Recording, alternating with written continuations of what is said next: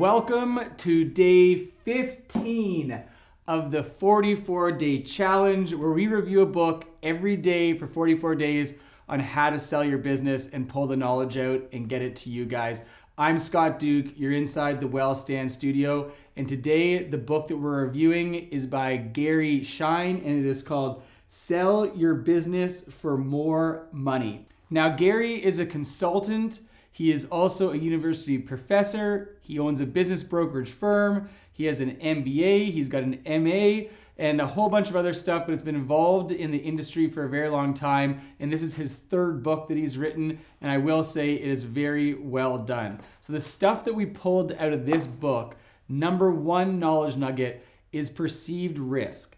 When your buyer comes to look at your company, they are worried about risk. Now, they're purchasing a company over starting their own company because they're trying to reduce that risk. So your job as a seller is to make them feel even more comfortable at the level of risk they're taking on. And these are the big pieces that Gary says buyers are concerned about when it comes to risk. They're concerned, will employees leave? So you got to let them know. You got to have them be comfortable that the employees are not going to leave. Supply chain will be jeopardized. You have to make them understand that the supply chain's fine. Have everything lined up with them so they know all the suppliers. I won't know how to handle current situations. This is what they're worried about. So you need to comfort them by letting them know that you're going to be there to help them transition and go through all the challenging situations that you've been through in the past and teach them how to deal with it. Add to that the fears of the buyer's insecurities. This is a big thing. If a buyer's never had a business before, they are going to have tons of insecurities. So you have to guide them and shepherd them through that process. And then the last two is the seller trying to pull one over on me? They're always worried, if you're selling the business, is there a particular reason why you're selling it that they don't know about, that you're hiding from them? So you need to be very upfront about why you're selling the business and give them a lot of confidence and reduce their worry and their risk on that point. And lastly, many customers will be lost. The biggest concern that a buyer has is that the customers are attached directly to you and they're doing business just with you. And if you leave, they'll no longer want to do business with that company. You have to give them confidence that the customers are going to stay.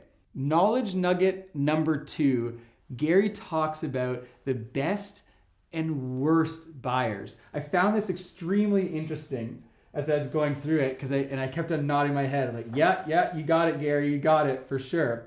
So let's see where this was on page 60. Best and worst buyers.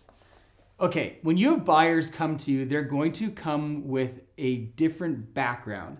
Maybe they've run business before, maybe they haven't. And what Gary does is he breaks them down. And this is good information for you because when you come across your first buyer and the question that you ask, what did you do in the past? What are you currently doing now? That is going to tell you instantly the probability that this buyer is actually going to finish a sale with you. So here we go. The best types of buyers. Number 1 are business owners who are currently operating a business. So these people understand business, they understand the risk, they understand how to take action, and they are likely bolting your company onto their pre-existing company. The next type of buyer is business owners that are not running a business. So these are business owners that have previous business experience. Maybe they sold their company and now they're looking to buy a new company, or maybe they didn't sell their company and it bankrupt and they're just looking to start up again. But these people have business experience. And you'll see number 1 and number 2 have a common theme. They have business background. Number 3, individuals who have parents that were in business. And this is because we learn and adapt from the environment we are in and the people that are around us. And if we grew up with business owners, we are likely to understand the challenges of owning a business. And even more importantly, our business owner parents likely have money to help fund our business acquisition and will be there to support us. Number 4, employees of small companies.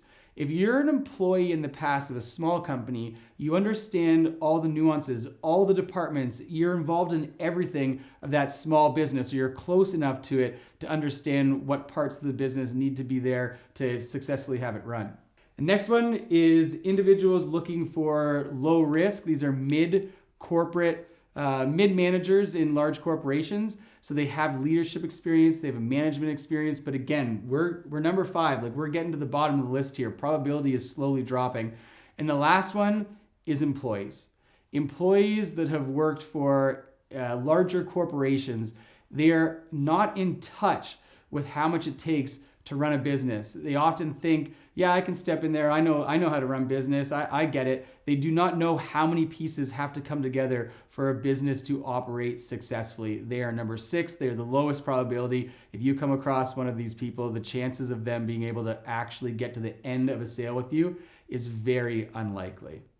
Knowledge nugget number 3 is when you get to the point of negotiation, offer things that don't cost you anything. Yeah, there is always price, and price is a huge factor, but you can offer contingencies, you can offer your time, you can offer giving consulting for free, you can offer to the buyer that you'll do sales for them for a while because you might have things that are customers that are already in the pipeline. And this is going to add a benefit to the buyer, which will hopefully increase your price and allow you to negotiate better price terms, but isn't really going to cost you anything. Quote number 1 that we pulled out of the book, again, revolves around negotiation, and it's don't get bogged down on the small points. And Gary says, during negotiation sessions, I've often suggested dropping a point and coming back to it later if I feel it is relatively insignificant and it is bogging down discussions. When I do this, half the time the buyer and seller forget all about the point that was causing such bitter debate until I bring it up or decide to let it be forgotten forever. Do not get hung up on the small little points that are going to burn your deal when they don't even matter in the end. The next quote is on financing, and this is a tip from Gary. Most sellers would prefer to get 100% cash for the business. Most buyers would prefer the opposite, to get nearly 100% of the deal financed by the seller. Most transactions happen somewhere in between these two extremes. The fact is that owner financing, or taking back paper, is the magic that makes small business sales happen. We've been talking about this again and again and again. There's a very high likelihood that seller financing will be involved in your deal. All right, guys, the big takeaway from how to sell your business for more money is know what type of buyer you are dealing with. If you know the buyer and their background, you will know and have a better understanding of the percentage chance of your business selling to that individual. All right, day 15, continue to join us tomorrow at day 16 as we ratchet our way through 44 books on how to sell your business and get the knowledge out to you where it can be best utilized.